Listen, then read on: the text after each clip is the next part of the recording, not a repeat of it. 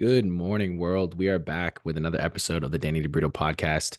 Super thankful to have you with me today. And thank you for taking time to dedicate to your personal development and growth.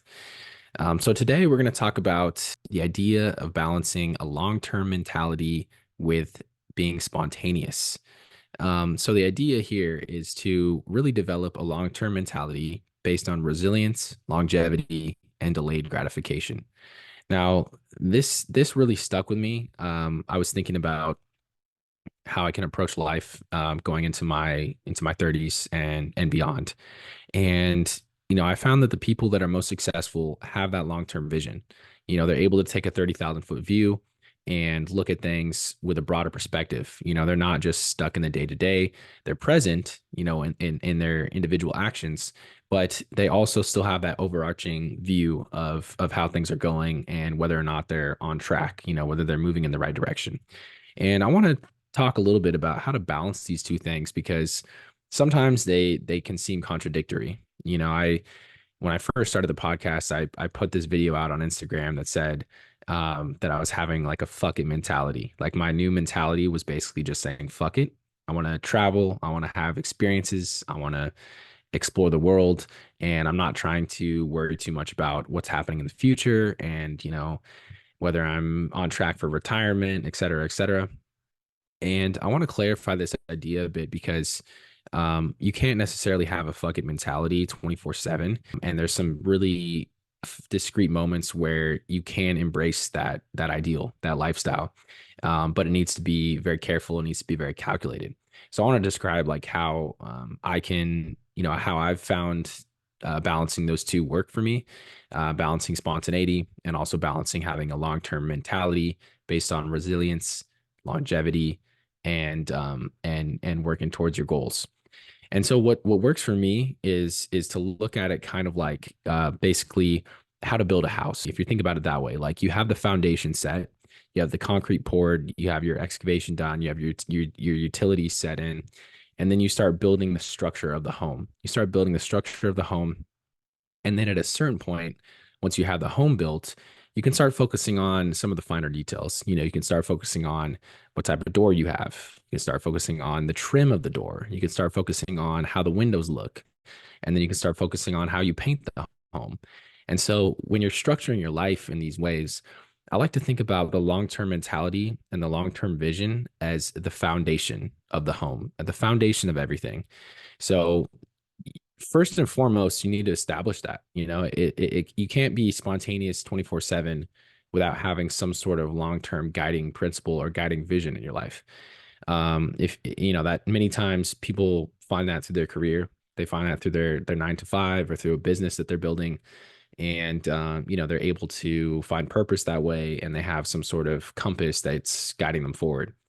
In other ways, people find it through relationships. They find it through, caring for their family. Different cultures around the world emphasize that more.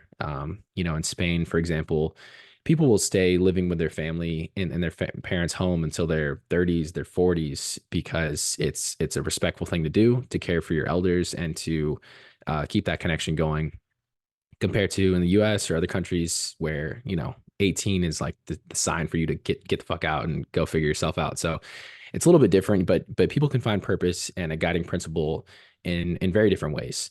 And so that is the foundation of the home. That is the foundation of your life. Is once you have that established, that's set in place, then you can start looking at building on these auxiliary experiences, building on these additional life experiences that will add flavor and character to your life. And using that same analogy, these are like the accents on the home. These are the type of paint that you use, the type of architectural accents that you add on the outside of the home. These are things that add flavor and character to your life and are extremely important. And you need those to feel fulfilled. But at the same time, you can't have one without the other. You can't have these spontaneous actions without a proper foundation built because then you won't have anything to build upon.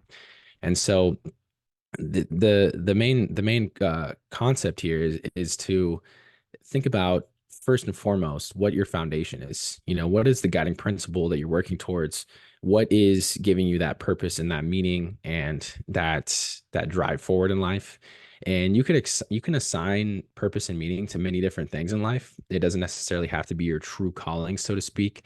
I highly encourage people to go listen to my very first episode on the podcast called "The Myth of Your True Calling," where I discussed this idea, where there is really no true calling. It's just what you assign. It relies on the purpose and the value that you assign to your career, whatever you're doing in life. That can be your purpose. Anything can be your purpose. Essentially, there is no destiny or true calling that you need to just discover. And once you have that in place, and once you've landed on that, then you can start adding in those spontaneous actions and be very open to spontaneity. I have only been able to have this kind of fucking mentality because I know that I can fall back on a career that I built for myself. I know that I can fall back on having healthy savings and things that I've structured my life around. A lot of people might say, well, how can I have a fucking mentality without expanding my career, without expanding my finances? And my answer would be, it's the same as structuring the home with a direct purpose, with a clear goal. If you have a structure for how you save money and you have a structure for how you can expand your financial freedom over time, that will allow you to, of course, have more independence in what you can do with spontaneous action, but it also gives you a peace of mind. You can fall back on that. If all else fails, you have a structure around how much money you're saving every single paycheck. You have a structure of financial goals over time, and then you can start to accent that with more luxurious purchases or things that are not necessarily critical for your life.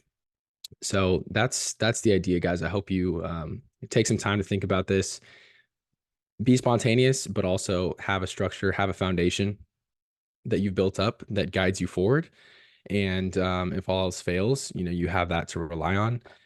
And I think this gives us a lot of peace of mind. If you look at it in these two ways, and start building your life out from the bottom up.